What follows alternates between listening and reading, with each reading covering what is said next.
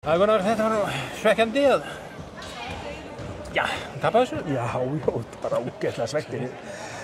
Þetta stutt á milli, báðir þessi leikir hérna. Þetta eins og núna, þetta einhver, eitt atriði til að frá skilur sem sker á milli og bara ótrúlega stutt á milli og lítið á milli þess að liða og bara svona svekktur að þetta fætti ekki með okkur í kvöld en samanskapi bara ótrúlega ánægð með drenginn og ótrúlega karakter á þeim í kvöld fannst mér og bara margir að stíga upp og við vorum bara hálfsbreyttröði að taka á þeirna. Já, en sko ég meina þið er náttúrulega mjög góðan frábæran fyrir áleik og svo missiði Birgir Stein þarna á loka sekúndunum með rautt spjald og það náttúrulega hlýtur að höggva talsvert stórt skarð í ykkar þetta skiptir á gríðarlega miklu máli og þess að segja, mér fannst við samt svona auðvitað var þetta erfitt ef við missum hann og auðvitað vissum við það hann er okkar lykilmaður en mér fannst við samt sem áður bara gera þetta ótrúlega vel og ótrúlega bara ánægði með þetta. Við vorum ótrúlega eitt atriði hér sem sker á milli á endanum en mér fannst við bara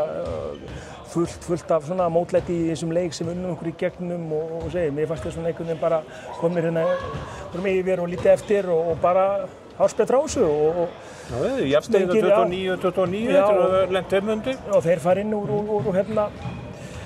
erfið færi og skora og svo fellur þetta ekki með okkur í lokin og þetta er ótrúlega stutt á milli. Þú vildi fá eitthvað meira heldur en í lokin? Já.